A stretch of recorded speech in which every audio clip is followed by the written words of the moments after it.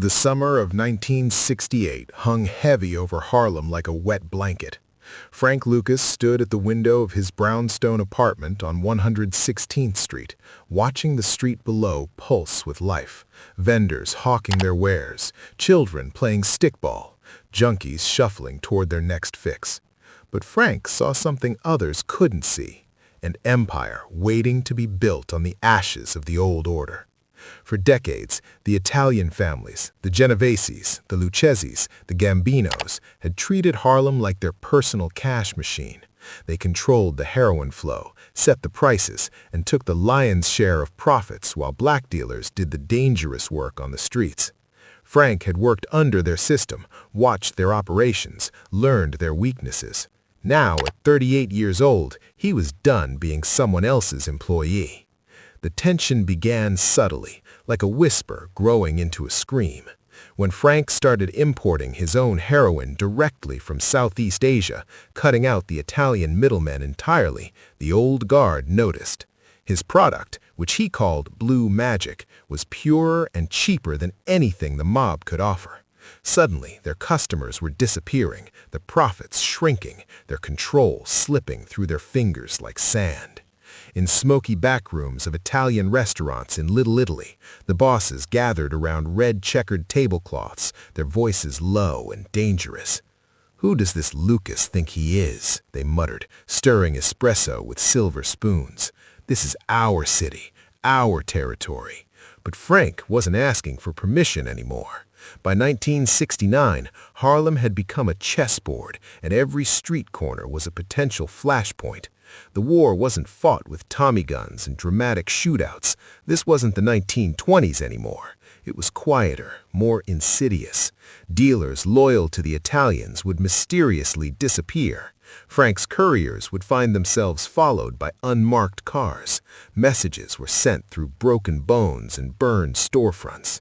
The Italian families tried their traditional methods first: intimidation, threats, attempting to strong-arm Frank's suppliers. But Frank had built something they couldn't touch, a direct pipeline from the Golden Triangle, smuggled in the coffins of American soldiers returning from Vietnam. He'd bypassed their entire network, making them irrelevant in their own game. As 1970 dawned, the atmosphere crackled with unspoken violence. Police sirens became the soundtrack of the neighborhood. Bodies turned up in alleyways, victims of this silent war that newspapers barely acknowledged. The cops looked the other way. Some were on Frank's payroll, others belonged to the Italians. Everyone had their price. Frank understood what the old bosses refused to accept. The world was changing. The civil rights movement had awakened something in people. Why should black dealers work for Italian bosses when they could work for themselves? His empire wasn't just about drugs, it was about power shifting from one generation to another, from one community to another. Standing in his apartment, dressed in one of his expensive suits, Frank knew the silent war couldn't stay silent forever. Something had to break. Someone had to win. The streets below continued their rhythm, oblivious to the storm gathering above them. History was being written in the shadows of Harlem, one betrayal, one deal, one coffin at a time. Between 1968 and 1970, Frank Lucas stood at a crossroads that would define not just his criminal empire, but the very structure of organized crime in America. The streets of Harlem had always been a marketplace, but now they were becoming a battlefield where old rules no longer applied and new powers were rising from the concrete. Frank had learned the game from the best. He'd been an enforcer, a numbers runner, a man who understood that survival meant knowing when to bow your head and when to strike. But watching the Italian families grow fat off Harlem's misery while barely leaving scraps for the people doing the actual work planted a seed of resentment that grew into something far more dangerous: ambition backed by strategy. The brownstones and tenements of Harlem witnessed a transformation that summer. Frank wasn't just another street dealer trying to climb the ladder. He'd seen something during his time observing the mob's operations, a fatal flaw in their system. They relied on layers of middlemen, each taking their cut, each adding risk. The heroin that reached Harlem's streets had passed through so many hands it was barely potent anymore, cut and recut until junkies needed more and more just to chase the high they remembered. Frank's genius wasn't in violence or intimidation, though he could employ both when necessary. His genius was in recognizing that the supply chain itself was the weakness. While the Italian bosses sat in their social clubs in Little Italy, eating cannoli and counting money, Frank was cultivating relationships halfway around the world. The Vietnam War had created opportunities that the old guard couldn't even imagine. Chaos, it turned out, was just another word for possibility. When his first shipment of pure heroin arrived from Southeast Asia, hidden in the most unlikely of places, Frank knew he'd crossed a line that couldn't be uncrossed. The product he called Blue Magic hit the streets like a revelation. Users who'd been chasing diminishing returns suddenly found themselves transported by a high they'd almost forgotten existed. Word spread through shooting galleries and street corners with the speed of gospel. This wasn't just better heroin, this was a different game entirely. The Italian families noticed immediately. Their dealers reported customer defections, their profits began to sag. In the beginning, they couldn't believe what they were hearing.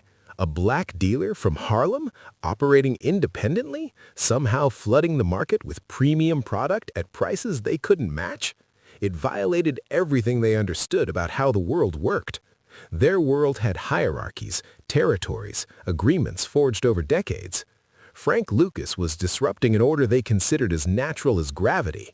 The response came in stages, each more desperate than the last. First came the warnings, delivered by stone-faced men in expensive suits who visited Frank's associates. Then came the pressure on suppliers, attempts to shut down his pipeline before it could truly flow. But Frank had built something they couldn't easily dismantle. He'd gone around them, over them, through channels they didn't control and couldn't access. By 1969, the tension had evolved into something more dangerous than open warfare. This was a Cold War fought in shadows and whispers, where every handshake concealed potential betrayal and every corner could hide an ambush. The Italians couldn't move against Frank too openly without drawing attention from law enforcement and federal agencies that were already circling. Frank couldn't eliminate the mob's infrastructure without risking a war he might not survive. So they circled each other like predators, testing boundaries, probing for weaknesses. Frank's success became a statement that echoed far beyond Harlem. If one man could break the Italian monopoly on heroin distribution, what else might be possible? Other black criminals began to wonder if they too could step out from under the mob's shadow. The old order was crumbling, and everyone could feel it, even if they couldn't yet see how the pieces would fall. The night Frank Lucas realized he was a marked man, he was sitting in a private booth at Small's Paradise, a glass of cognac untouched on the table before him. The music was good, the atmosphere electric, but something felt wrong. Maybe it was the way the bouncer kept glancing toward the door, or how that couple in the corner hadn't touched their drinks in 20 minutes. Frank had survived this long by trusting his instincts, and right now, every nerve in his body was screaming danger. He left through the kitchen, slipping a $100 bill to the cook who didn't ask questions. By the time the gunman kicked in the front door, Frank was 3 blocks away, melting into the Harlem night like smoke. That was how 1971 became the year Frank Lucas learned to disappear. The attempt on his life changed everything. Someone had decided he was more valuable dead than alive, and in Frank's world, that kind of decision came with resources and determination. Whether it was the Italians finally making their move, rivals within his own organization, or enemies he'd made during his meteoric rise, the message was clear. Nowhere was safe anymore. The brownstone apartment where he'd held court, the restaurants where he'd conducted business, even the street corners he'd claimed as his own territory, all of them became potential kill zones. Frank had built an empire, but empires made you visible. Visibility made you vulnerable. So he did something that went against every instinct that had brought him this far. He vanished. Not completely, never completely, because an empire doesn't run itself. But the Frank Lucas who'd worn mink coats to boxing matches and sat ringside at Madison Square Garden, that Frank had to die, at least temporarily, so the real Frank could survive. The first safe house was in the Bronx, a nondescript apartment in a building where nobody knew anybody and nobody asked questions. He stayed there for 3 weeks, conducting business through intermediaries, never using the same phone twice. His trusted lieutenants became his eyes and ears, reporting on movements in the streets, whispers in the clubs, the temperature of the war he was no longer fighting face to face. But staying in one place too long was a death sentence. By early 1972, Frank had developed a pattern of constant motion. Brooklyn one week, Queens the next, sometimes doubling back to Manhattan, but never the same neighborhood twice in a row. He'd arrive at a location after dark and leave before dawn, a ghost haunting his own empire. The network he'd built became both his shield and his cage. His wife barely saw him. His children grew up with a father who appeared and disappeared like a character from a fairy tale. The cost of survival was measured in missed birthdays, empty chairs at dinner tables, and the constant gnawing fear that every goodbye might be the last. Frank carried a gun everywhere now, even to the bathroom. Sleep came in 2-hour increments, never deep, always ready to bolt. The police were closing in too. Detective Richie Roberts and his team had been building their case, following the money, connecting dots that Frank had spent years trying to keep separate. Now, Frank wasn't just running from rival criminals, he was running from both sides of the law. The irony wasn't lost on him. He'd spent his life operating in the gray spaces between legal and illegal, and now those spaces were collapsing around him. His contacts became lifelines. The cousin in Newark who let him crash for a few days without questions. The old friend from North Carolina who provided a car with clean plates. The corrupt cop who tipped him off when raids were planned. Frank had always understood that loyalty was a commodity and he'd invested heavily. Now those investments were paying dividends measured in continued breathing. There were close calls that still made his heart race months later. The night he left a motel 15 minutes before it was raided. The afternoon he spotted a surveillance team outside a restaurant and walked right past them wearing a janitor's uniform. The morning he woke up to find his car had been followed, forcing him to abandon it and everything inside, including $50,000 in the trunk. The isolation aided him. Frank had always been a social creature, someone who drew energy from rooms full of people, from respect shown in public, from the visible markers of his success. Now he was living like a rat in the walls, scurrying between hiding spots, always listening for the footsteps of extermination. His empire continued generating money, but what good was wealth if you couldn't enjoy it? What good was power if you had to hide from the world? By late 1972, Frank knew something had to change. He couldn't run forever. The question was whether he'd be caught, killed, or find some third option that didn't yet exist in his imagination. The streets of New York stretched out beneath him like a maze with no exit, and somewhere in that maze, people were hunting him with the patience of professionals who knew that everyone, eventually, makes a mistake.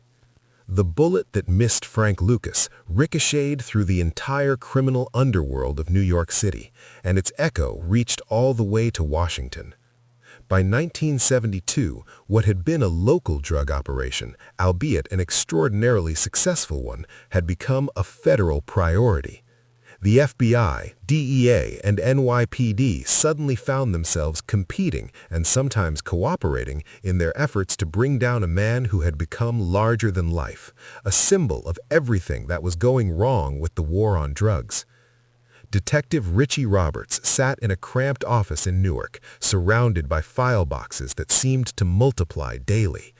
Wiretap transcripts, surveillance photos, financial records that didn't quite add up. The evidence against Frank Lucas was mounting, but it was like trying to grab smoke.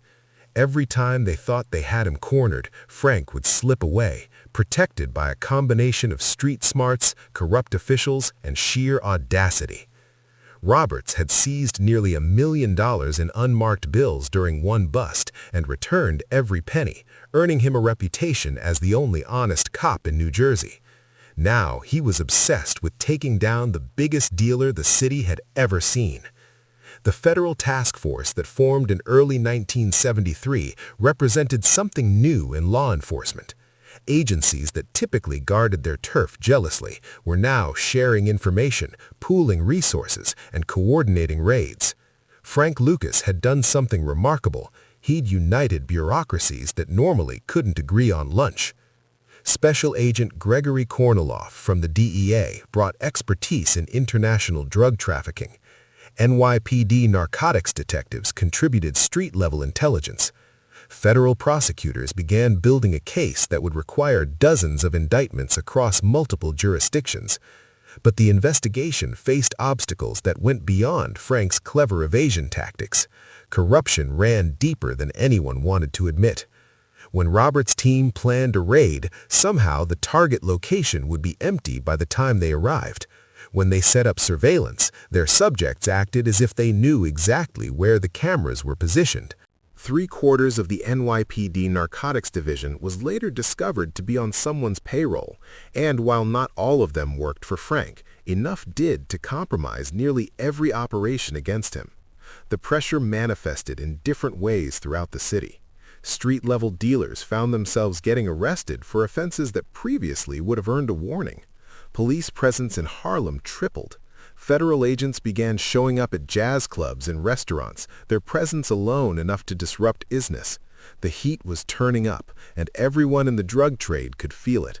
Frank Lucas had drawn attention to an industry that thrived in shadows, and his peers in the underworld weren't grateful.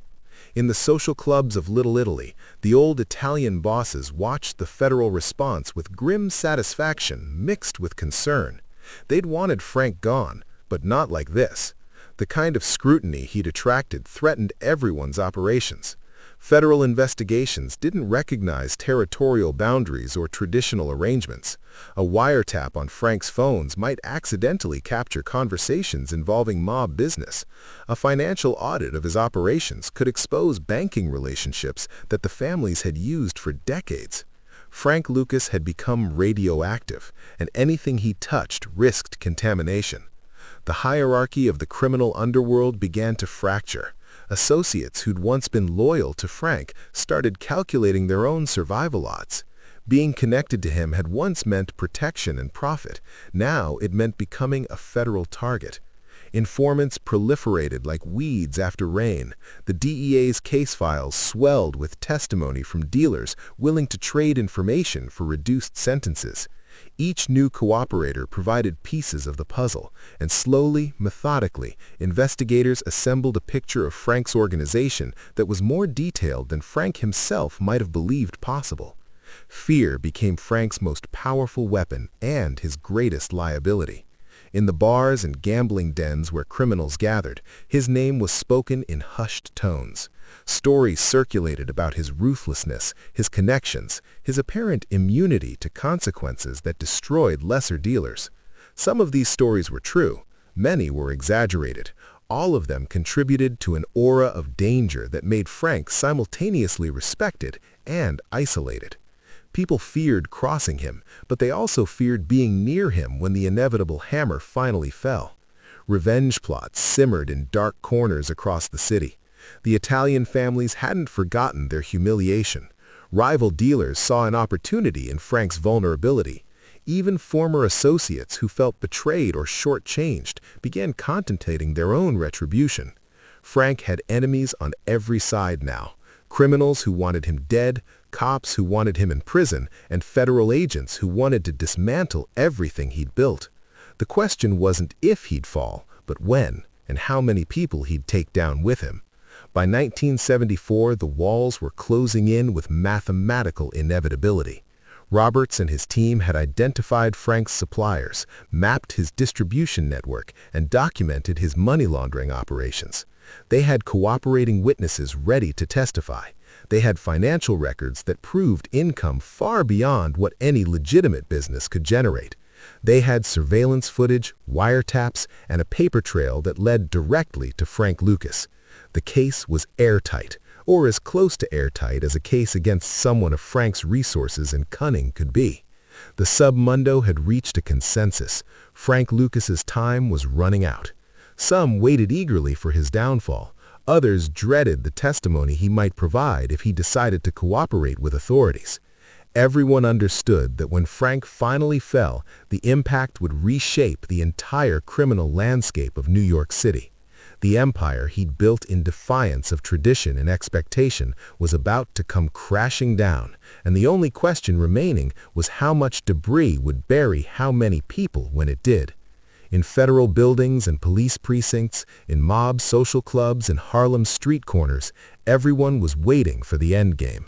The most successful black drug dealer in American history had nowhere left to run, and the whole city held its breath, wondering what would happen when the chase finally ended. January 1975 arrived in New York with a bitter cold that seemed to mirror the chill settling over Frank Lucas's world. The man who had once moved through Harlem like royalty now found himself cornered in ways that money and connections couldn't fix. Detective Richie Roberts and his team had spent years building their case, brick by brick, witness by witness, and now the foundation Frank had built his empire on was cracking beneath his feet.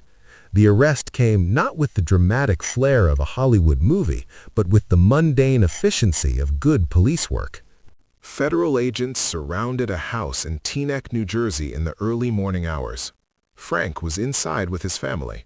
And for once, there was no escape route, no warning from corrupt cops, no last-minute maneuver that could save him.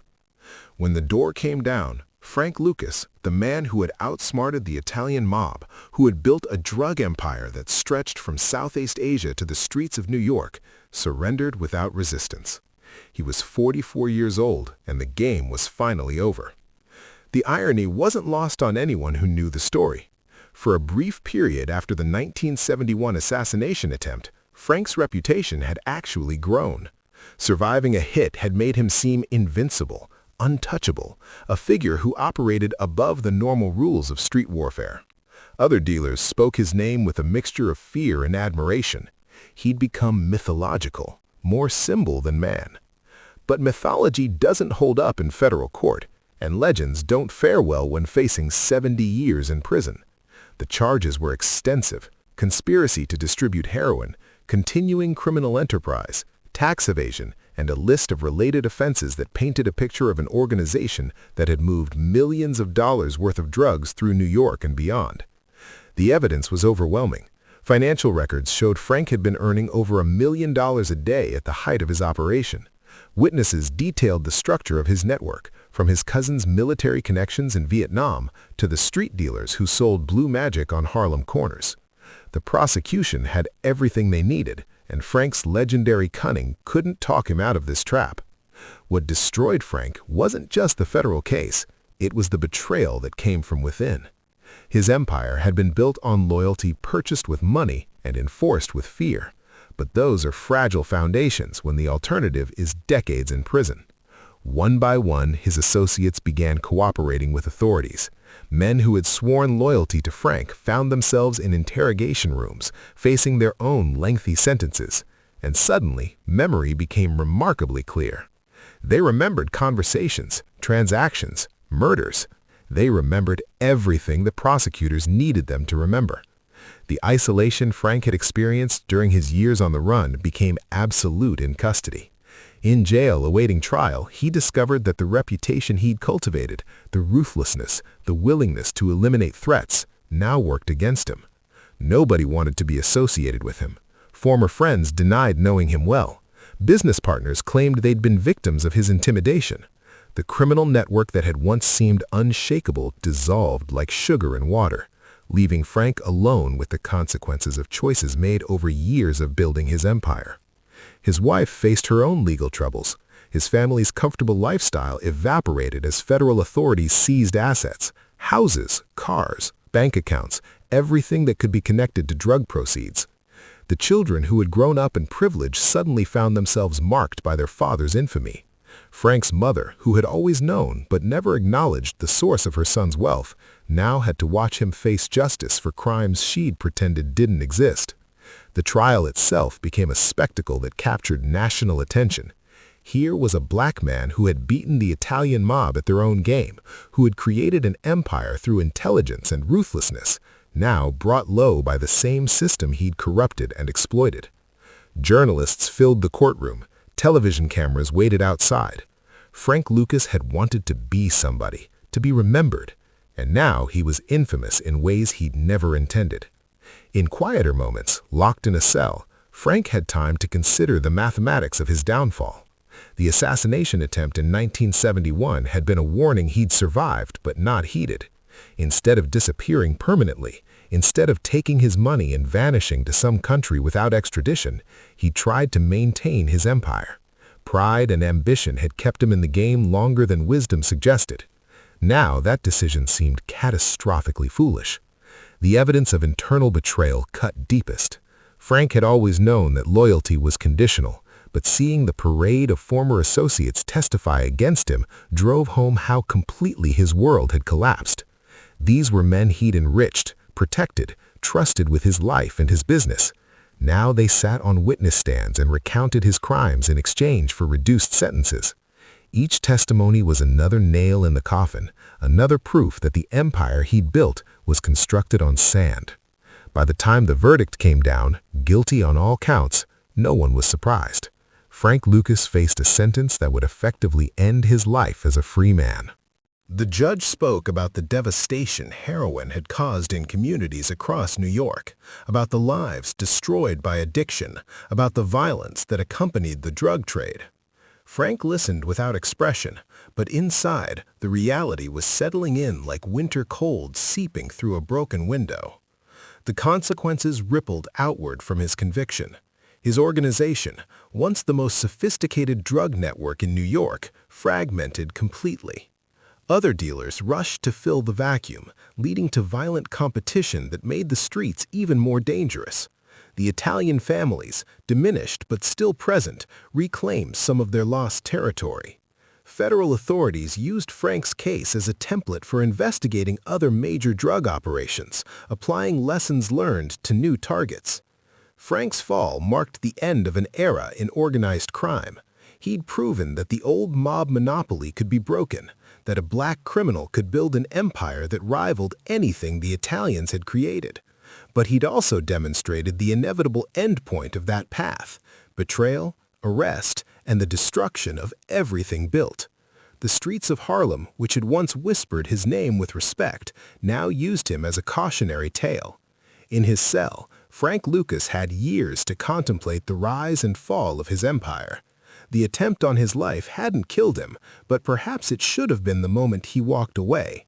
Instead, he'd stayed in the game, and the game had done what it always does to those who play too long. It consumed him completely, leaving nothing but wreckage and regret.